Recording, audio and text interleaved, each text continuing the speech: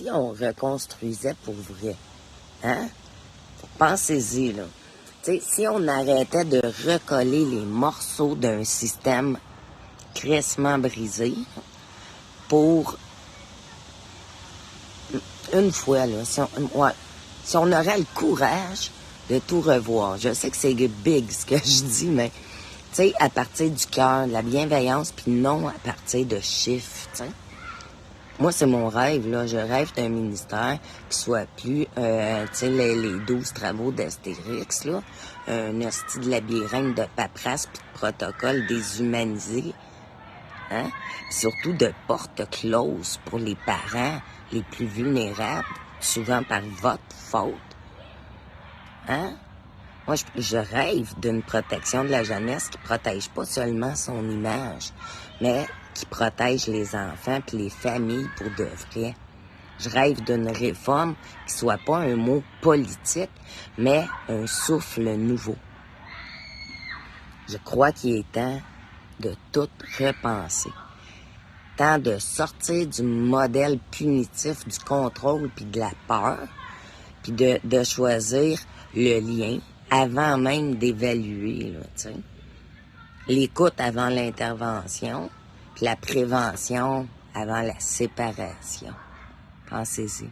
Moi, je rêve aussi d'une DPJ qui soit plus synonyme d'arrachement, mais surtout d'ancrage, d'intervenants formés à la régulation, pas à la répression. Je rêve de familles accompagnées, pas condamnées, puis de placements faits avec dignité, avec continuité et amour.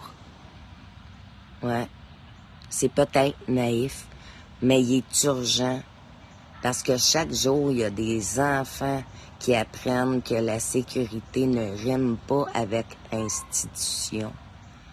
Parce qu'à chaque jour, il y a des parents qui perdent espoir, alors qu'ils avaient besoin seulement d'aide, d'appui, pas de surveillance.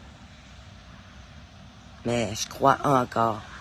Je crois que les humains derrière les structures peuvent encore faire changer justement ces structures-là.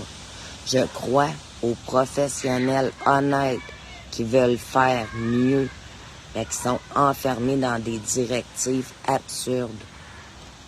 Sortez, nommez-le, parce que moi, je crois aux familles, je crois aux survivants, puis je crois aux militants, à tous ceux qui refusent que la souffrance soit une fatalité. Je crois qu'on peut rétablir, rebâtir une vraie protection. Pas une machine, pas un filet de marde, mais un filet de solidarité. Un ministère ancré dans l'éthique, la vérité, la bienveillance, l'équité et la justice. Pour ça, il va falloir des voix. Hein? Il faudra du courage, parents. Il faudra des fissures dans les murs que je vais nommer haut et fort, que je continuerai toute ma vie. Mais parfois, ce sont ces fissures qui finissent par laisser entrer la lumière. Et cette lumière-là, là, moi, je la vois déjà. Elle est dans chaque parent qui se relève, chaque parent qui ose venir me conter son histoire. Elle est dans chaque enfant qui guérit, dans chaque citoyen qui dit « assez, on change ça avant qu'il soit trop tard ». Pensez-y, bonne réflexion, parce que tout est faisable, mais tout donne pas l'argent à ceux qui n'en voudraient. Ça se peut. Ça se peut.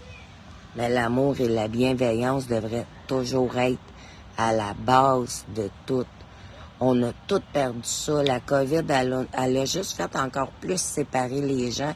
Hey, moi, je me demande si c'est pas une genre d'opération de masse, là. Je vais loin, mais tu sais, il reste que ça n'a aucun bon sens, toutes les lois qui sont en train d'être mises en place. C'est rien pour aider les familles, puis vous comprenez pas. Vous vous levez pour des matchs de hockey. Mais là, je vous parle de l'avenir de vos enfants et de vos petits-enfants. La famille est faite, là. Mes enfants sont grands, mais mes petits-enfants, eux autres, ils vont en vouloir une famille. Les vôtres aussi. Bonne réflexion.